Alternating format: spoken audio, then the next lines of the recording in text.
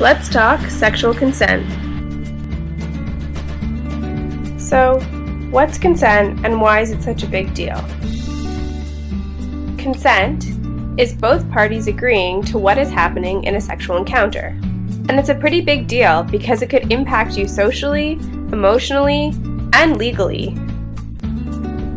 And consent is a one-time thing. Just because someone agreed to do something once doesn't mean they've agreed to do it again. You may have heard consent being explained lots of different ways. Some people have explained consent like riding a bike.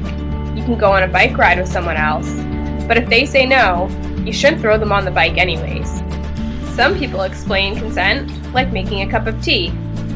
You can make someone a cup of tea, but if they don't want it, you can't make them drink it. But consent is more complicated than riding a bike or drinking a cup of tea. So here are 7 steps to think about when practicing consent. First, we need to know the rules around age. If you're 12 to 13 years old, you can consent to sexual activity with anyone who is 2 years older than you. If you're 14 to 15 years old, you can consent to anyone who is less than 5 years older than you. If you're 16 years old, you can consent to sexual activity with people who are older than you. If you are 18 or younger, you cannot consent to be sexually exploited. This includes things like prostitution and child pornography. And if you are sexually exploited, it's never your fault.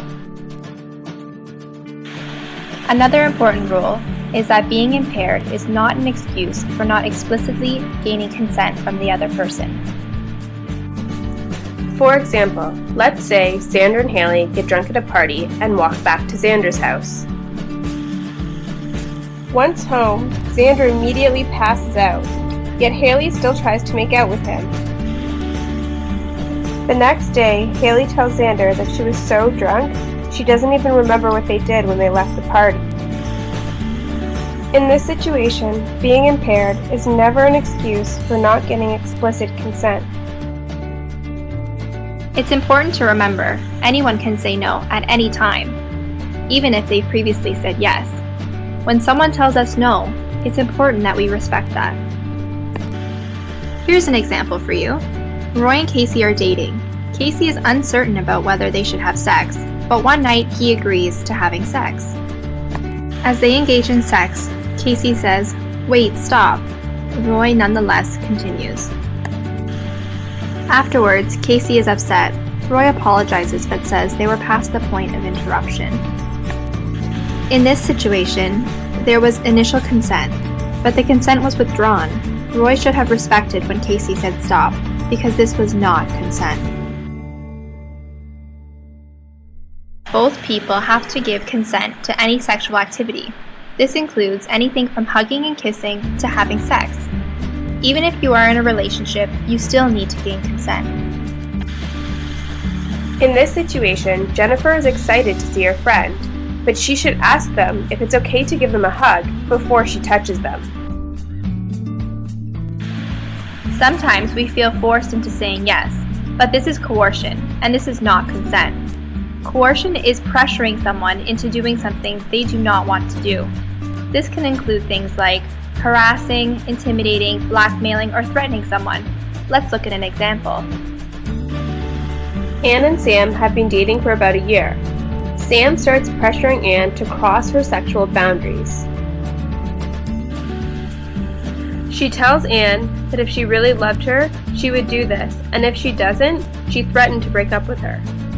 Feeling guilty and pressured, Anne agrees to engage in sexual activities she is not comfortable or okay with. In this situation, consent was not given because Sam coerced Anne.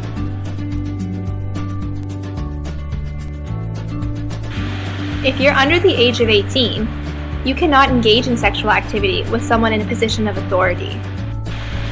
For example, your teachers, or even doctors or health professionals, and even babysitters. We just talked about the legal rules around consent, but you should think about your personal code around sexual decision making. Some things we may include in our personal code are connection, culture, respect, protection, religion, and other things that may seem relevant to you. In this video, we talked a lot about what consent is, but watch our other videos to find out what you can do if you're in some of these situations. Here are some great resources if you're looking for more information or some support.